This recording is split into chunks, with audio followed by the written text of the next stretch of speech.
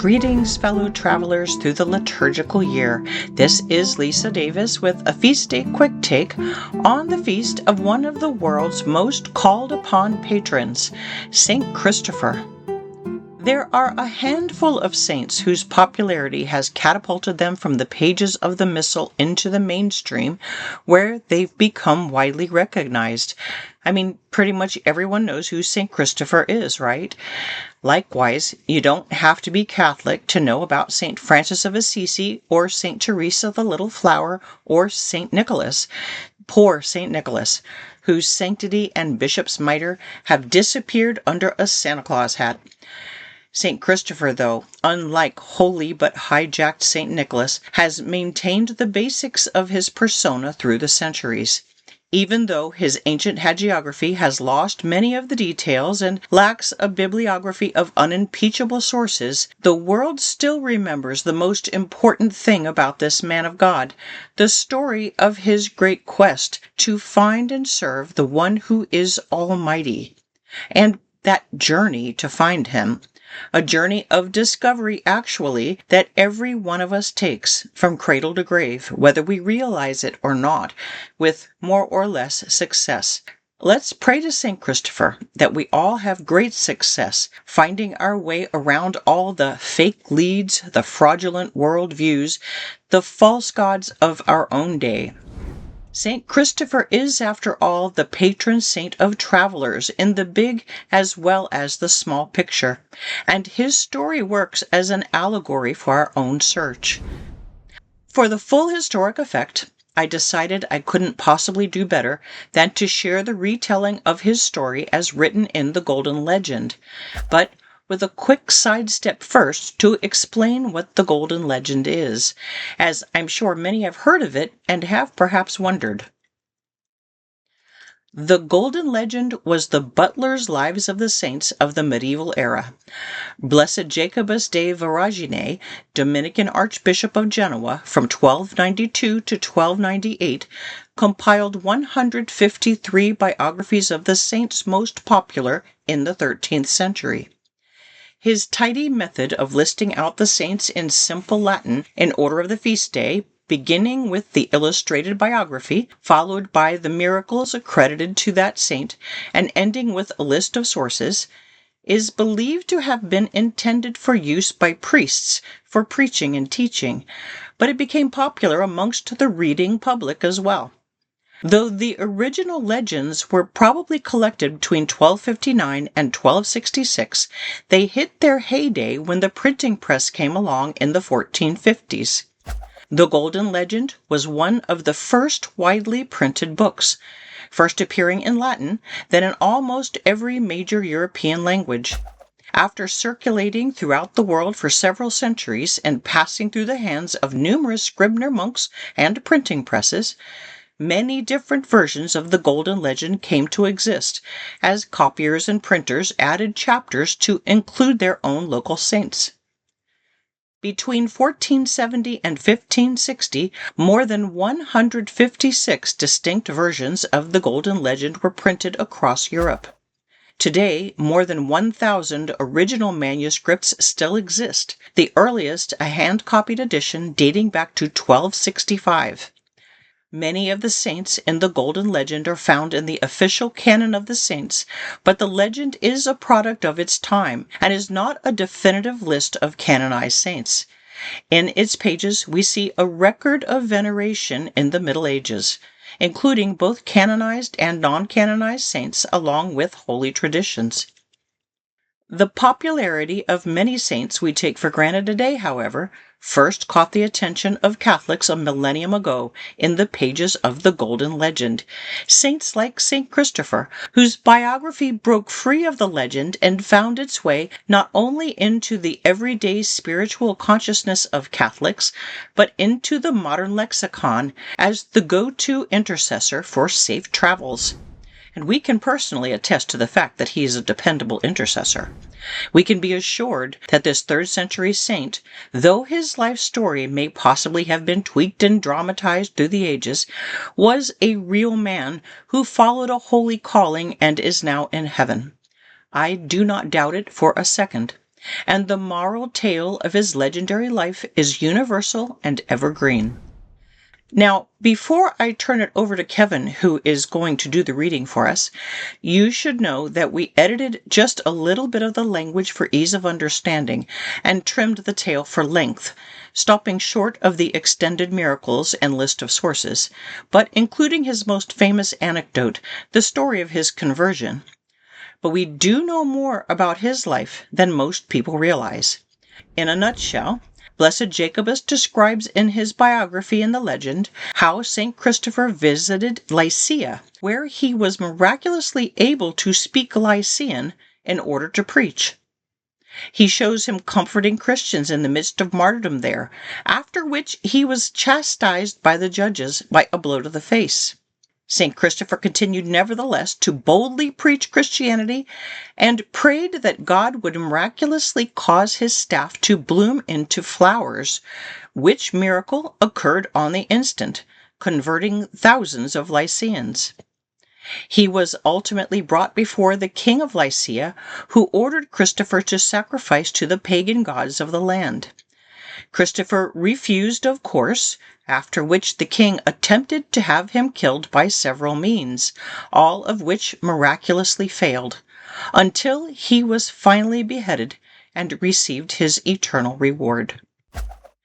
The Roman Martyrology places the feast of St. Christopher on the 25th of July. His cultus predates the canonization process, but his commemoration was not in place until around 1550.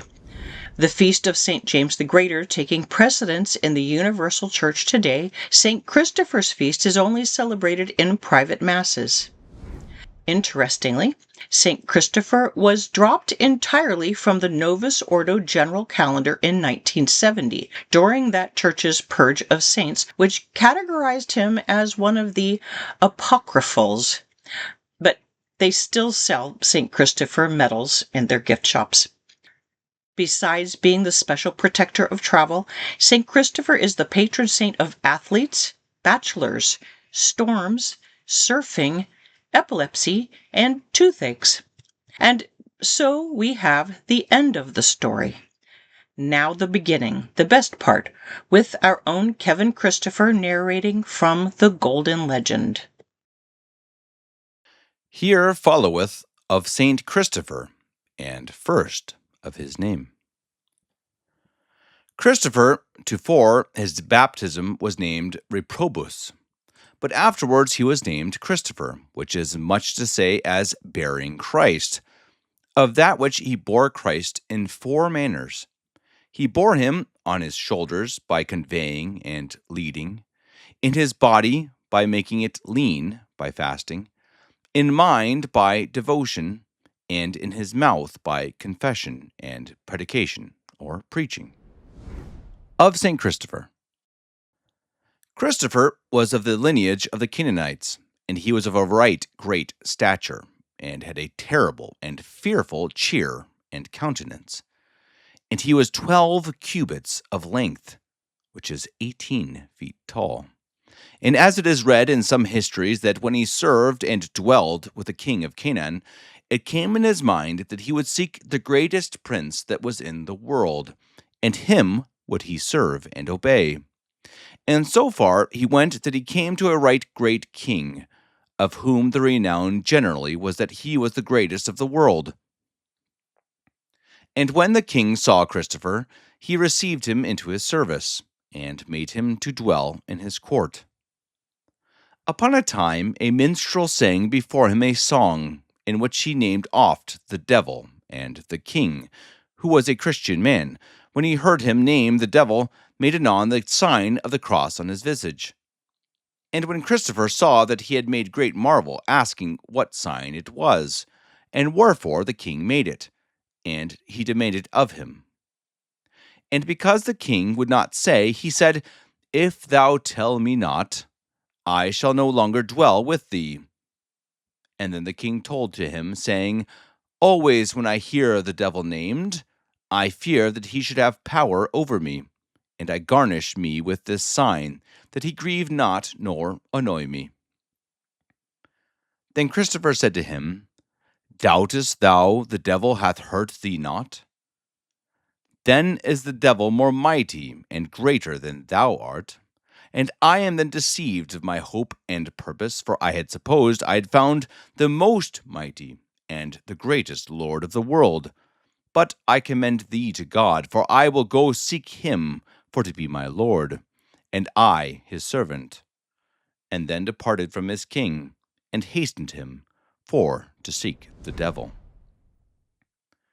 And as he went by a great desert, he saw a great company of knights, of which a knight cruel and horrible came to him, and demanded whither he went. And Christopher answered to him, and said, I go to seek the devil to be my master. And he said, I am he that thou seekest. And then Christopher was glad, and bound himself to be his servant, and took him for his master and lord. And as they went together by a common way, they found there a cross. And anon, as the devil saw the cross, he was afeard, and fled, bringing Christopher about with him. And after they were past the cross, he brought him back to the highway that they had left. And when Christopher saw this, he marveled, and demanded whereof the devil had left the high and fair way, and had gone so far around. And the devil would not tell him. Then Christopher said to him, If thou wilt not tell me, I shall anon depart from thee, and I shall serve thee no more. Wherefore the devil was constrained to tell him, and said, There was a man called Christ, which was hanged on the cross. And when I see his sign, I am sore afraid, and I flee from it, wheresoever I see it. To whom Christopher said, Then he is greater and mightier than thou, if thou art afraid of his sign. And I see well that I have labored in vain. I have not founded the greatest Lord of the world, and I will serve thee no longer. Go thy way then, for I will go seek Christ. And when he had long sought and demanded where he should find Christ, at last he came into a great desert, to a hermit that dwelt there. And this hermit preached to him of Jesus Christ, and instructed him in the faith diligently, and said to him, This king whom thou desirest to serve requireth the service that thou must oft fast. And Christopher said to him, Require of me some other thing, and I shall do it, for that which thou requirest I may not do. And the hermit said, Thou must then wake and make many prayers. And Christopher said to him, I wot not what it is, I may do no such thing. And then the hermit said to him, Knowest thou such a river, in which many be perished and lost? To whom Christopher said, I know it well. Then said the hermit, Because thou art noble and high of stature, and strong in thy members, thou shalt be resident by that river, and thou shalt bear over all them that shall pass there, which shall be a thing right convenable, or suitable, to our Lord Jesus Christ, whom thou desirest to serve, and I hope he shall show himself to thee. Then said Christopher, Certes, this service may I well do, and I promise to him for to do it. Then went Christopher to this river, and made there his habitacle, and bore a great pole in his hand instead of a staff, by which he sustained himself in the water, and bore over all manner of people without ceasing. And there he abode, thus doing many days. And in a time, as he slept in his lodge, he heard the voice of a child which called to him, and said, Christopher, come out and bear me over. Then he woke, and went out, but he found no man. And when he was again in his house, he heard the same voice, and he ran out and found nobody. The third time he was called and came thither, and found a child beside the bank of the river, which prayed him goodly to bear him over the water. And then Christopher lifted up the child on his shoulders, and took his staff, and entered into the river for to cross. And the water of the river arose and swelled more and more, and the child was heavy as lead. And as he went farther, the water increased and grew more, and the child more and more waxed heavy, insomuch that Christopher had great anguish and was afeard to be drowned. And when, with great pain, he was escaped and passed through the water, and set the child aground, he said to the child, Child, thou hast put me in great peril. Thou weighest almost as I had all the world upon me. I might bear no greater burden. And the child answered, Christopher, marvel thee nothing, for thou hast not only borne all the world upon thee, but thou hast borne him that created and made all the world upon thy shoulders. I am Jesus Christ the King, to whom thou servest in this work. And because that thou know that I say to be the truth, set thy staff in the earth by thy house, and thou shalt see to morn that it shall bear flowers and fruit. And anon he vanished from his eyes. And then Christopher set his staff in the earth, and when he arose on the morn, he found his staff like a palm tree bearing flowers, leaves, and dates.